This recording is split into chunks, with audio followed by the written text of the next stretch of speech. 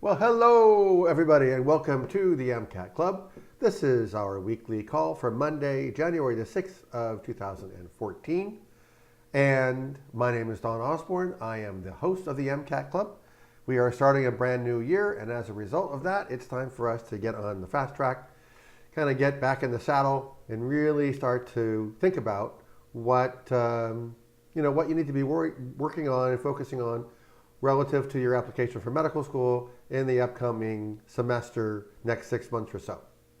In case you haven't heard before, the MCAT Club is the place to go for up-to-date information about studying for the MCAT, MCAT prep, and I'll even answer your MCAT-related questions live here on the call.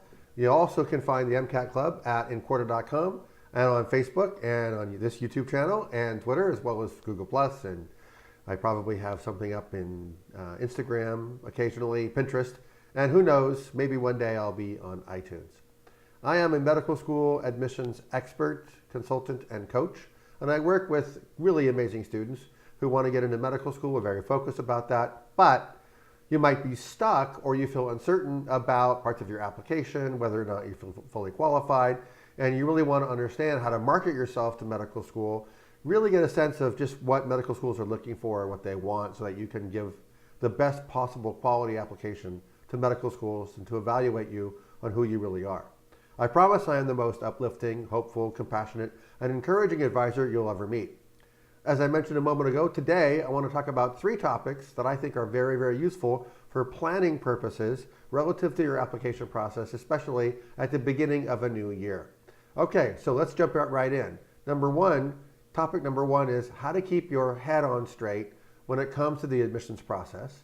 Number 2, I'll talk about how curiosity can work in your favor relative to the admissions process. And number 3, finally, we'll be talking about timing and tactics.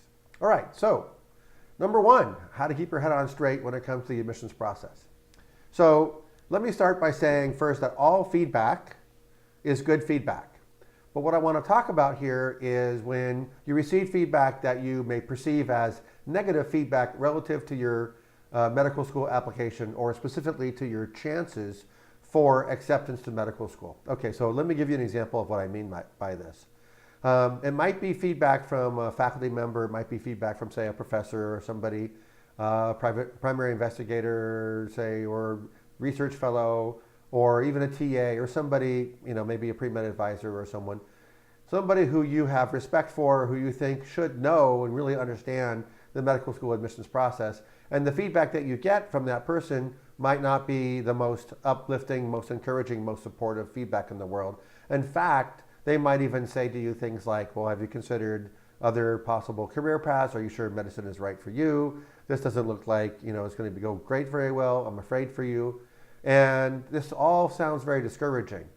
So first thing I want you to know, number 1, is they think they're helping because they think they're saving you from the pain and anguish of not getting into medical school. So, okay. I personally believe that might be a little either misplaced in terms of the help or not couched in the most favorable way possible, because it just sounds like you shouldn't even try. And if you really ask them, do you mean that I should completely give up? It's not even worth trying and that I should find something else to do. I'm not sure that they would say yes to that, but they're just taking a look at what you provided to them and they're giving you their honest opinion based upon what they see, whether they see everything or virtually nothing about you and your experiences and your research profile and the other things that medical schools will look at to determine whether or not you're a qualified candidate for medical school or not. Okay, so what I want to say is this, that most of the time when you get advice like this, they're not really looking into your application for what is possible. They're just looking at your application or looking at whatever you've provided to them for what actually is right now in the moment. So let's say, for example, you had not a great experience in chemistry or a lab or something, and you're worried about your chances for getting into medical school, and so you go to somebody who you trust and you say, what do you think?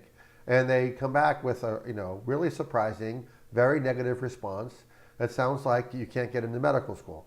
And it probably is the most discouraging thing that you've heard in a long, long time. Okay, so what I want to say about this is they are evaluating based upon the facts at hand. They're not thinking about what you might be able to do to improve your chances. They're not giving you any kind of possibility thinking, possibility for what you could do to improve your chances, possibility to repair whatever the perceived problem is, possibility to do other things that might balance and provide some kind of assurance to medical schools about your chances. They're just evaluating you on the snapshot that you have right in front of you, right in front of them at the moment. Okay, so I want you to understand that all feedback is good feedback. Even though this feedback sounds really negative, they're only giving you feedback on what is that they see right in front of them at the moment. They're not really thinking about any possibilities for what you could do to improve. So with that in mind, if you show up with a bad grade or you have a bad MCAT experience or other stuff that you're worried about and you feel like your application is somehow incomplete or you don't feel competitive as a candidate and you get feedback that reflects that thinking back to you, I wouldn't be surprised.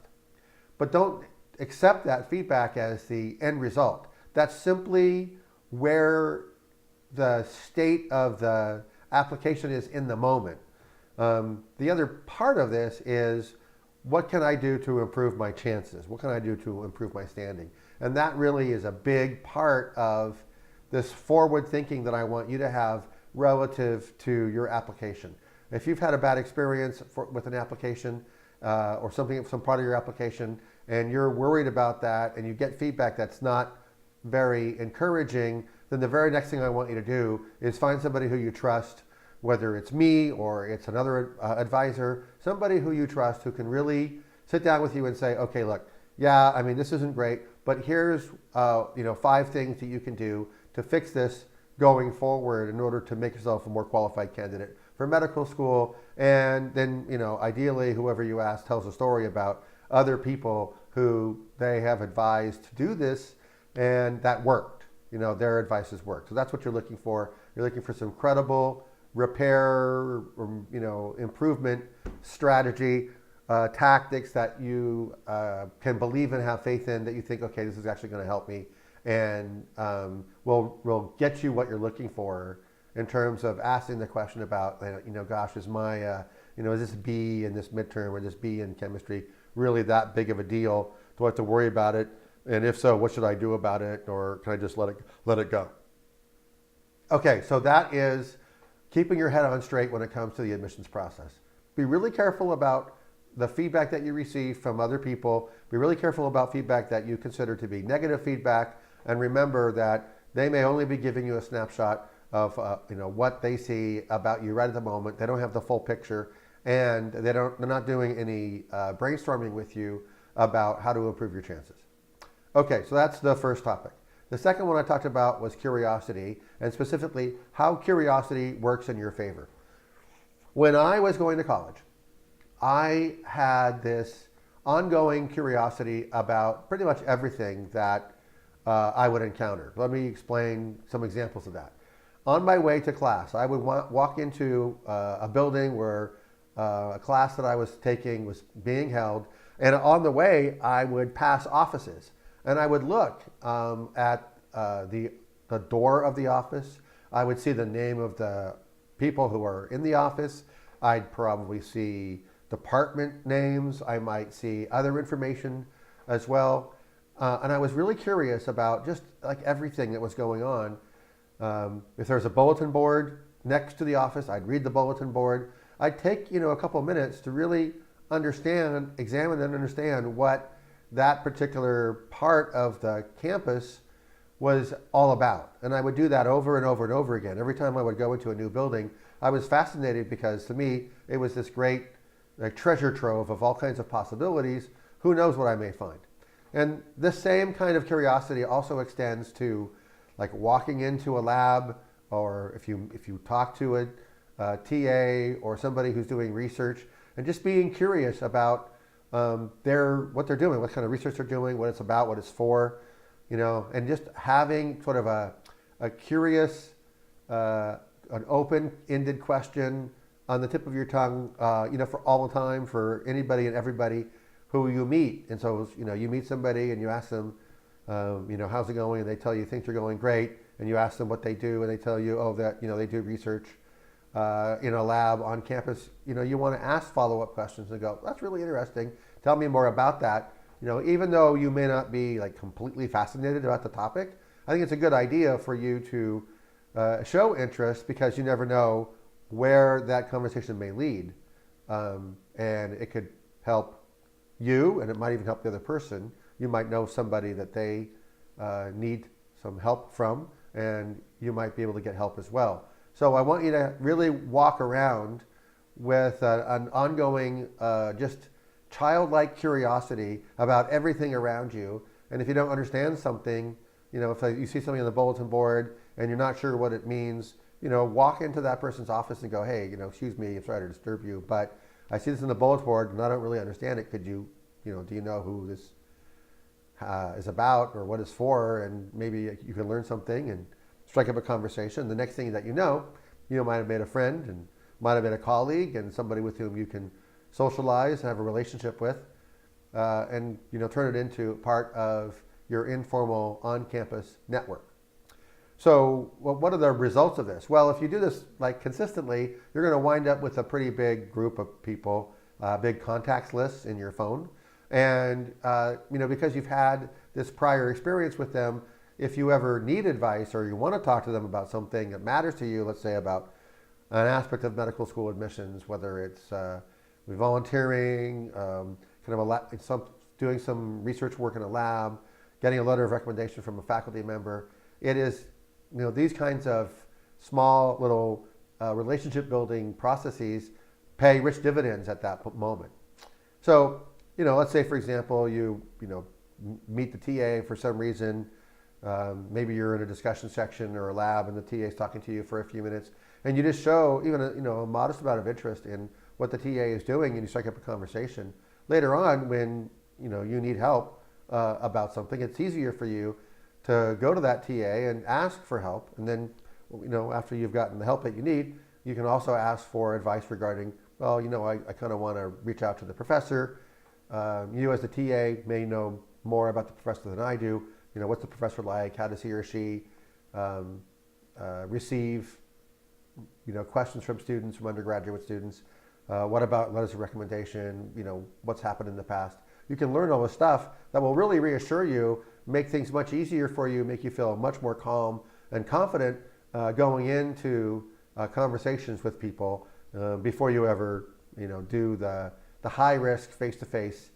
You've never met me before, you don't know who I am, but I'm here to ask you for some help. Okay, so that is how curiosity can work in your favor. Next, timing and tactics. Between now and the middle of the year, you've got about 6 months, as I record this, to become a better applicant than you are today. And there's a lot that I could say about this regarding timing. Certainly, you want to think carefully about MCAT score, when you want to take that, have a score result. I think a lot of students, in terms of their timing, they have a tendency to delay their MCAT a little bit too much. And I think that hurts them in their application process. You also want to think about asking for letters of recommendation. A lot of college students will procrastinate about that. It's a little difficult to ask for a letter. You feel like you're asking for a big favor. It's kind of intimidating. So it's easy to put off until you absolutely have to ask for the letter.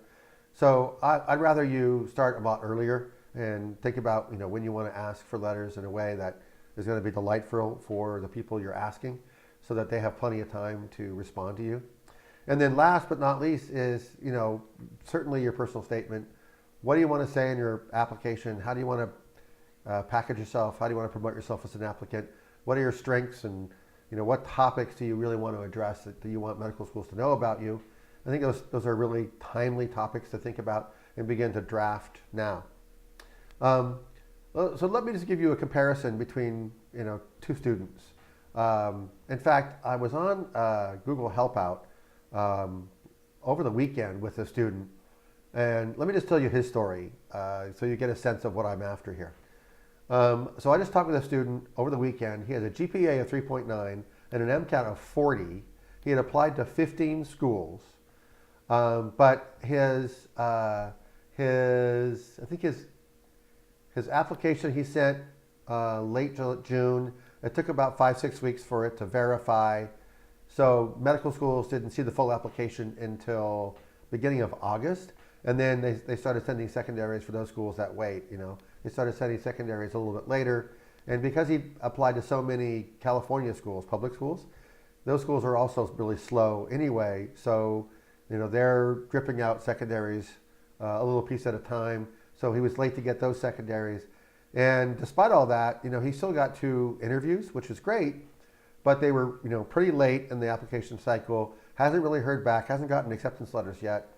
So, somebody like that with a high GPA and a high MCAT score, you would think that they would be accepted pretty early. That's sort of the, the stereotype and the cliche of medical school admissions. Well, here's an example that happens every year of a student who was probably overconfident about MCAT score and GPA, felt like they had a great application, so they weren't as aggressive as they could have been regarding their timing in their application, and I think it really hurt them. So I would like for you to know regarding timing and the tactics of timing that the more that you do, much earlier in the process than you think you should, the better off you're going to be. And I'd like for you to decide as sort of an exercise that there's only really one day in the year that you can apply to medical school, and that you need to get everything ready for that one day. And I'm going to say, June 1st is the day that you need to have everything ready by. You need to have the application completed, filled out. You need to have transcripts turned in. You need to have letters of recommendation. You need to have all your schools picked. You need to have personal statement. You need to have resume all caught up. You need to have, all your grades. You need to have everything that you want, all your MCAT scores, everything that you want. You need to have all that done for this one day a year when you can actually turn everything in. And that, for me, is June 1st. Now, don't take me too literally because every year AAMC may change the first date when you can apply. Sometimes it shifts a couple days here and there, but it's around June 1st. So the first day that the application becomes available, that's the day that I want you to apply. And I think that'll really help you in your overall timing and how your success shows up for you in your application process. Okay, so those are my recommendations for you in this early part of the year. I hope that you find that these recommendations turn out to be really, really helpful. Please give me some feedback. Let me know. If you are watching this as part of the MCAT Club, I am going to be traveling this week, so that's why I recorded this video for you, and I'll be back live next week on the call. For those of you who are watching this on the YouTube channel, please go ahead and subscribe to the YouTube channel, and also hit the thumbs up or the like so that other students will see that you like this particular video and that they will be able to find this information as well. As you know, the MCAT is undergoing some pretty massive changes, and in only 12 short months, students are going to be facing a much longer and a very, very different test than we see today. So I encourage you to stay tuned for updates on the MCAT Club calls, as well as on this YouTube channel. Thanks very much for watching, and I will see you next time. Bye for now.